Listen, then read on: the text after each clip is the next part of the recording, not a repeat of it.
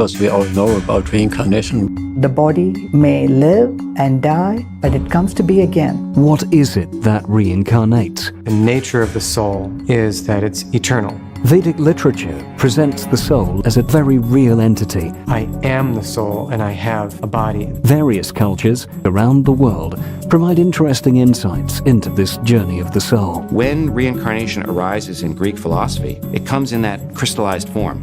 Reincarnation has enjoyed widespread acceptance throughout most of known human history. The belief systems in the West have totally inhibited us from seeing what's right in front of us.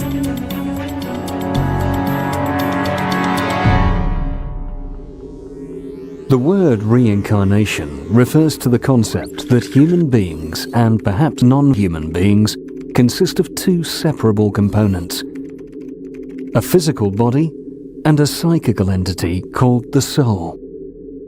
At the death of a physical body, the soul persists and eventually becomes associated with a new body.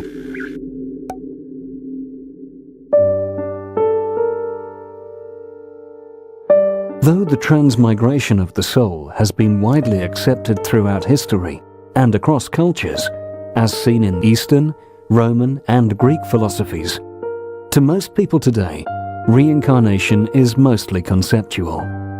To them, it is one of the many plausible explanations for what happens to us after we die.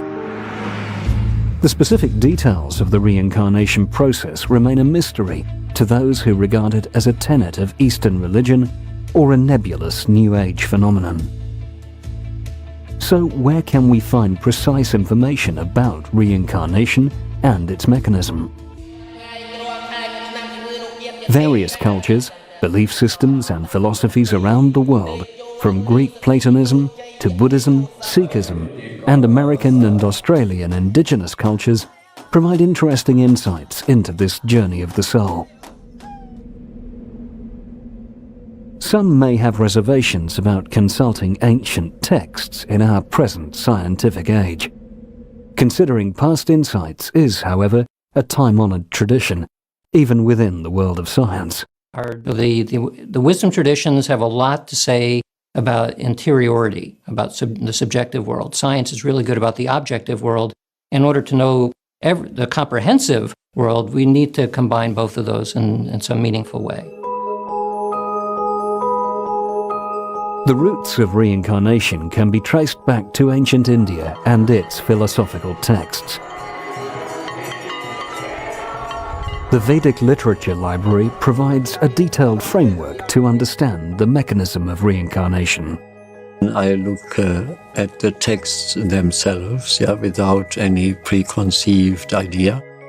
Of course, we all know about reincarnation, but I look at the texts and see what they have to say and see how that concept developed. Central to the idea of reincarnation is the question, what is it that reincarnates? Or what passes from one body to another? Vedic literature presents the soul as something concrete, a very real entity with its own distinctive characteristics. In the second chapter of the Bhagavad Gita, the immortal nature of the soul is emphasized. Over and over again, these verses remind us that the soul is immortal. The body may live and die, but it comes to be again. And these verses are recited even now in Hindu funerals, cremation rituals, to remind us and to comfort human beings that the same soul which you knew here will take another form and be another being at a different time. And so you may not know or recognize that person, but that soul is eternal.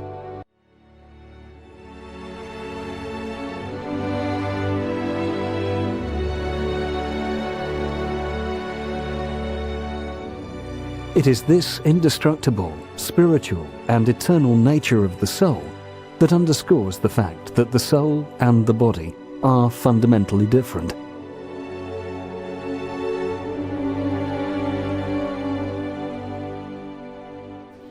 If there is soul, which is considered to be ajo nitya shashvatoyam purano nahanyate hanyamane sharike, as the Upanishad says, and the Gita too. ajo nitya, this is self-born, nitya, permanent, shashvata, eternal, purana, and ancient. Nahanyate hanyamani shariri, even if the body is killed, it is not killed. So therefore, it has its existence. Why is the soul so amazing? One reason is the incredible variety of bodies it can inhabit, and almost 100 meters tall, and also in a microbic germ, millions of which can occupy only an inch of space. The soul can power not only the gigantic body of a whale, but also the tiny bodies of the plankton that the whale feeds on. Isn't that a humbling thought? The body may have the full biochemical, functional capacity to move, but it can't do so without something or someone to do the moving. The body needs the soul. We sometimes say in the West, I have a soul. But I think from the Bhagavad Gita's perspective, it'd be more correct to say, I am the soul and I have a body. The soul is what provides cognition to an awareness to the body. And it's the soul that is the part of us that is aware, that feels. Soul as like the sun, it illuminates a particular area. Sometimes it's described like a lamp or a candle. It provides the light of a candle will fill up a room in the same way that the illumination of the soul will fill up the body. What does that mean? Who are we? We are the source of consciousness in the body, the eternal soul. It is this soul which is the meaning giver to the body, and not the other way around.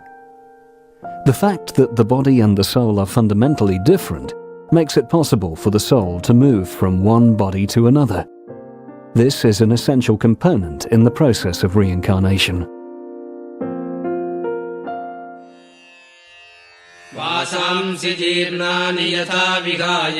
As a man discards worn-out clothes to put on new and different ones, so the embodied self discards its worn-out bodies to take on the new ones. It's a very powerful simile in which we throw out clothes which are of no more use to us and take on and rejoice in new ones. So the death is not really a time to feel sad. We're only discarding stuff which we don't need anymore. Nearly all of us long to live forever. Even the tiniest creatures take the most amazing measures to avoid death. This universal will to live is all the more remarkable when we consider that death is the most undeniable fact of life. Why do we have such a deep-rooted desire for eternal existence, something that is so utterly impossible for the body to attain? Where does this deep-rooted longing come from? Perhaps this longing comes from the innermost essence of our being, the soul, which is by nature eternal. We long to live forever because we, as souls, are eternal. All of us are insatiably curious. Some people are curious about celebrity gossip, others about breaking news, still others about the stars in the sky. And human beings are not alone in their curiosity. If we try to understand our curiosity in the context of being no more than physical bodies, we will come to a dead end. This insatiable curiosity originates in the soul, which is by nature conscious and full of knowledge. All of us instinctively seek happiness, be it through humor, risk, adventure, entertainment, romance, or anything else. Pleasure is what we constantly seek. Once again, we are not alone. Studies of animal behavior have shown that they too strive for pleasure. The body allows us so few avenues through which we can get pleasure, as it is the cause of much grief as well. If we were just our physical bodies, then why would we have a thirst for pleasure that we are so ill-equipped to satisfy? Our thirst for pleasure originates in the joyfulness inherent to the soul. We might wonder then, if we are actually immortal, full of knowledge and bliss, then why don't we feel so? The answer lies in how deeply the soul is buried.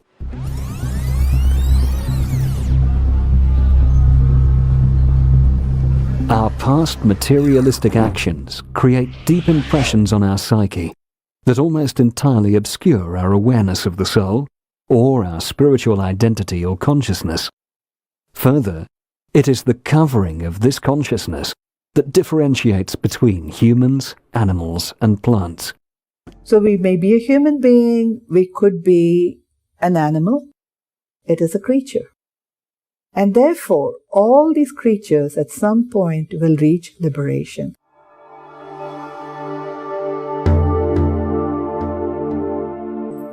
This notion of karma becomes common in many of the religions that began in India at the same time. So Gautama, the Buddha, Mahavira shared a kind of common ethos from which this notion of karma and reincarnation and eventually a liberation, a moksha, that is, complete end to this process of reincarnation, is spelled out in fairly good detail. Reincarnation is central to the teachings of the Buddha and to Buddhist thought in general, as seen in the Jataka tales, which are stories of the Buddha's past incarnations, many of which are said to have been told by the Buddha himself. These tales illustrate the compassion of the Buddha by describing how he incarnated as a god, as an animal, and even as a tree in order to help souls in various stages of bondage to attain liberation or nirvana or moksha. For example, one tale tells how he was born as an elephant and helped a woman in distress by making immense sacrifices, even filing off his tusks for her sake. That woman, recollecting his selfless sacrifice, in her next life became his disciple and went on to become a great saint.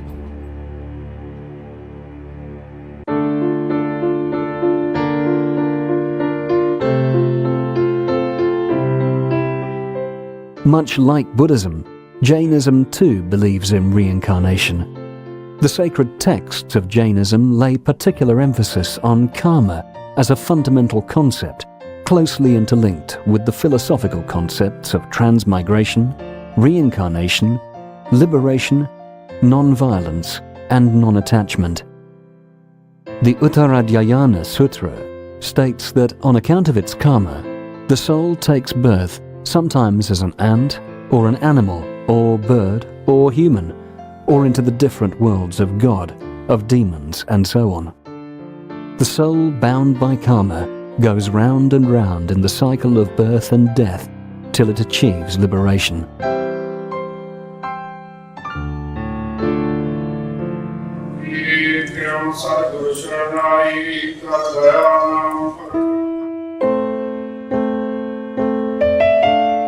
Reincarnation is also central in the belief system of Sikhism. Guru Granth Sahib, the holy text of Sikhism, states that all living beings, including animals, have souls, and the souls go through different life forms until they are purified to become one with God.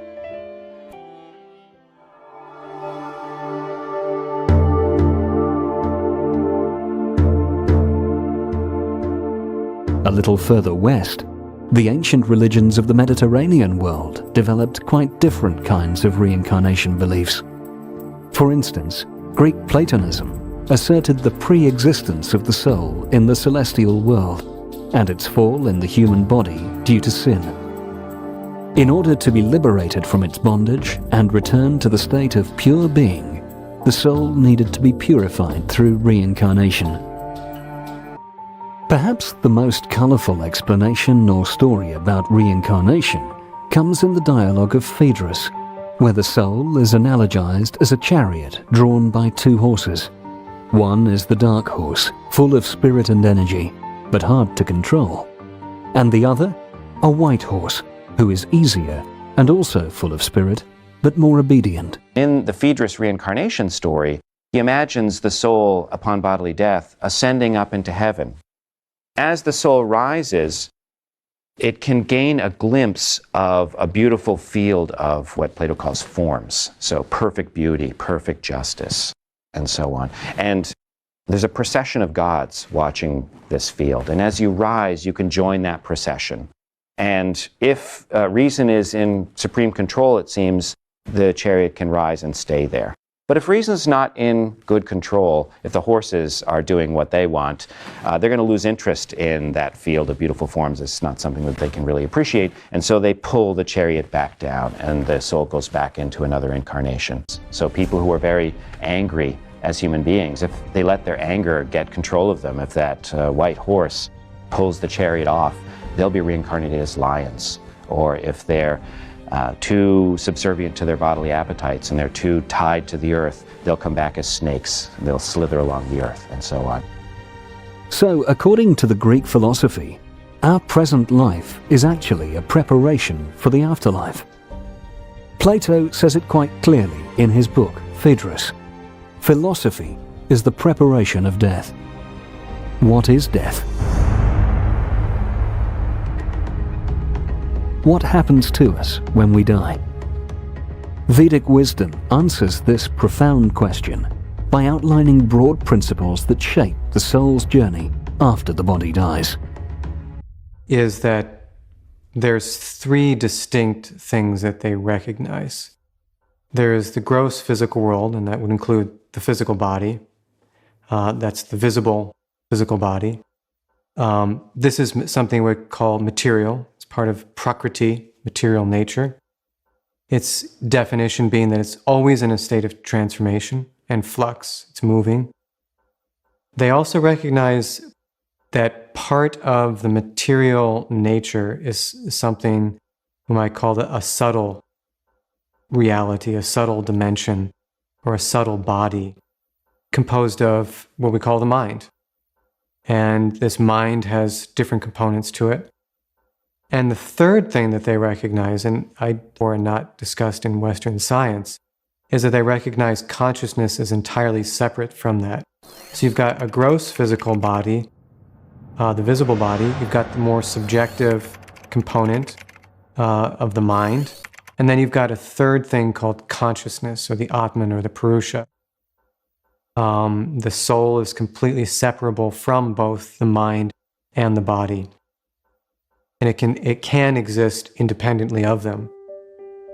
The subtle body is the medium through which the soul interacts with the gross body and the world outside. It is a repository of our past experiences and is responsible for making decisions on the basis of loss and gain. It also makes us believe that all we are is this body and not the soul. When a person is unconscious, the normal pathway for seeing is obstructed, as the physical eyes are closed and the visual areas of the brain are not functioning. Nonetheless, the soul is always conscious. In fact, it is consciousness itself. And the subtle sense of sight is still capable of functioning. The soul, along with the subtle body, temporarily leaves the gross body, which is likely to happen under special circumstances when the body is severely distressed, damaged, or dysfunctional. In these kinds of situations, the soul can observe the gross body from outside itself, using the subtle sense of sight. This can account for the factual perceptions documented during near-death experiences, and can also explain a phenomenon even more puzzling: the ability of some blind patients to see during near-death experiences. There are numerous documented cases in which children in various parts of the world remember precise details about deceased people who they claim to have been in a previous life. At the moment of death, the soul and the subtle body leave the gross body and move to another gross body. The memories are stored not just in the physical brain, but also in the mind part of the subtle body. Theoretically, memories from one's past lives are available for recall in the present and future lives. But generally speaking, these memories are so deep within the mind that for most of us, they don't seem to exist at all. Nonetheless, In some rare individuals, memories of a past life remain. Often this is true for individuals who died suddenly, violently, or both.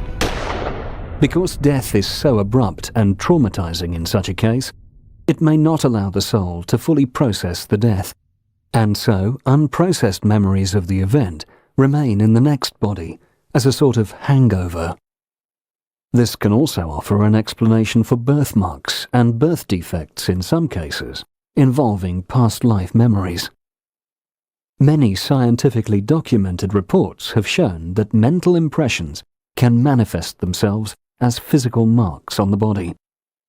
The impressions of fatal wounds inflicted on the gross body are created in the mind. When that mind accompanies the soul into the next body, it can cause those impressions to be expressed as birthmarks or birth defects. Death actually occurs when the soul permanently leaves the gross material body. And it's the ego that allows this non-physical, this completely spiritual self to inhabit a particular body. The ego is what makes, it ties the non-physical soul to the mental and the physical bodies.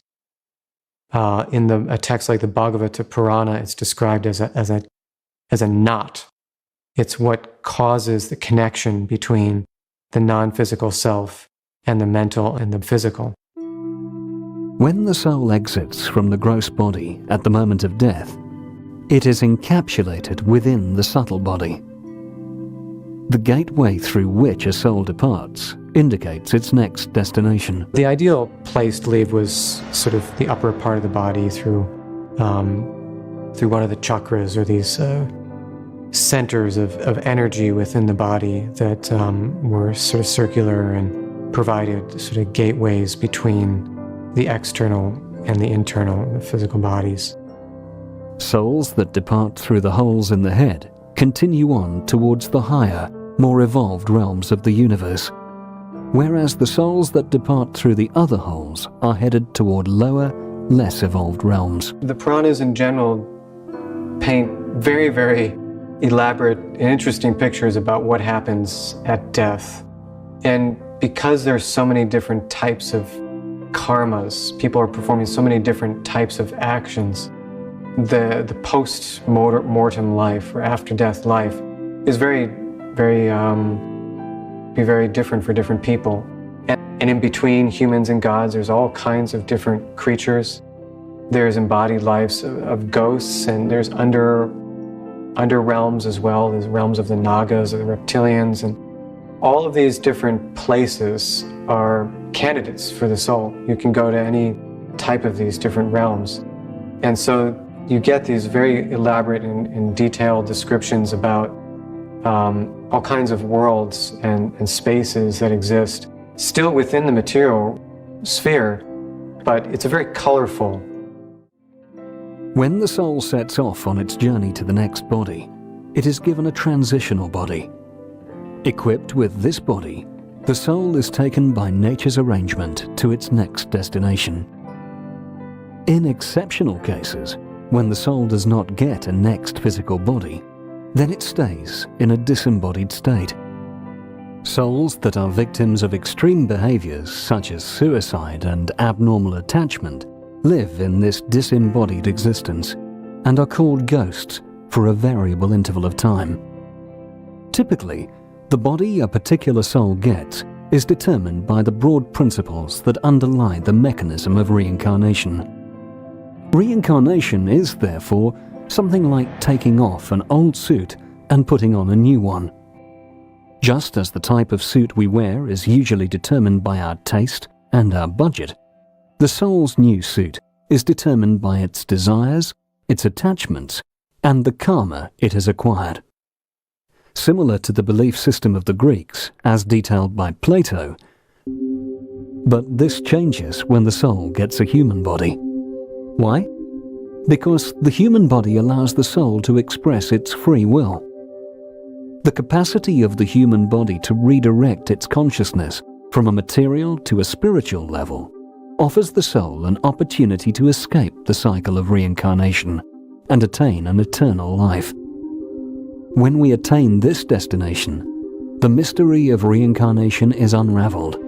Death transcended, eternity reclaimed. Although they can be attributed to the close exchanges between Southeast Asia and Eastern Europe, the fact is that many cultures of the world have believed in reincarnation and continue to do so at present. The belief has been reported in several groups from diverse locations, including some Islamic sects of Western Asia, of Alevis and Druzes from Lebanon, numerous natives in North America, many tribes of East and West Africa, the Trobriand Islanders of the South Pacific, and the northern tribes of Central Australia.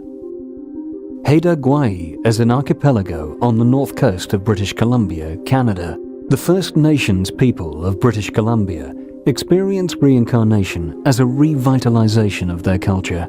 I have been doing a lot of research with reincarnation among indigenous peoples in North America, and I did not expect that when I went to do research towards my PhD at Harvard with the Beaver Indians who are in northeastern British Columbia. And I was surprised that when a new baby would be born, they'd say, "Oh, this is such and such an elder, come back." Amongst the Haidas, reincarnation isn't mysterious. That's the way it is. So, the old people would say, you don't have to fear death, but you certainly don't need to rush to it either. It'll come, in its time. And so when it does, there's certain understandings of how it works. Like for instance, it depends on how you die to where you go. That mysterious and seems like a lot of people do understand it in that way. A lot of other cultures beside our own.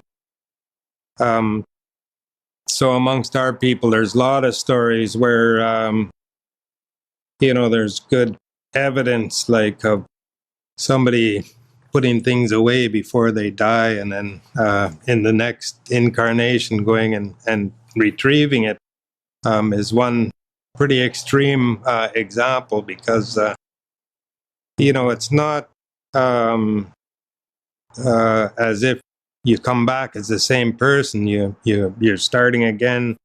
You build your own personage and become a different new person. So you got to get on and live the next life that you're given, and so on. I didn't know that Native people, that reincarnation is a deep part of their worldview and spiritual belief, and so in my PhD thesis, I looked to see whether the tenets that I saw of the Beaver Indian worldview were present in the other North American culture areas in North America, and further search and that book Amerindian Rebirth, Reincarnation Belief Among North American Indians and Inuit documents the thoroughness of belief in reincarnation in North America. It's before it was known that the indigenous people in Australia, many peoples in Africa, and Ian studied a number of them, such as the Igbo, have belief in reincarnation. It is therefore quite plausible that the belief in reincarnation arose independently in different places, in different times. It is obviously not just one or two of the world's cultures that have accepted reincarnation as a part of their worldview. Various religions that occupy a significant place in any culture also accept reincarnation. So there is precedent for believing in reincarnation. A lot of indigenous cultures have had a belief in reincarnation. And if you do a survey of all the beliefs around the world, almost in every place, in every isolated place across the world, some concept of reincarnation has emerged. It's just as natural as watching the cycles in nature. And people have known this forever. So I think that the belief systems in the West have totally inhibited us from seeing what's right in front of us. But we can still infer that the principle of reincarnation has enjoyed widespread acceptance throughout most of known human history and presents a global intellectual appeal. Ralph Waldo Emerson, an American poet and father of the Transcendentalist movement in the 19th century, said, "The soul comes from without into the human body, as into a temporary abode, and it goes out of it anew. It passes into other habitations, for the soul is immortal." Tracing back humanity's thought footprints about reincarnation from early antiquity to the present day, across a wide spectrum of time, faiths, civilizations, and great thinkers, at least one thing stands to reason. The idea of reincarnation has always existed and is deeply entwined with man's philosophical journey. If we agree that our body is peripheral to our core identity, all bodily differences stand exposed as inconsequential. We may have been born and bred in different races, classes, nations, cultures, or even religions. But all these categories apply only to our bodies.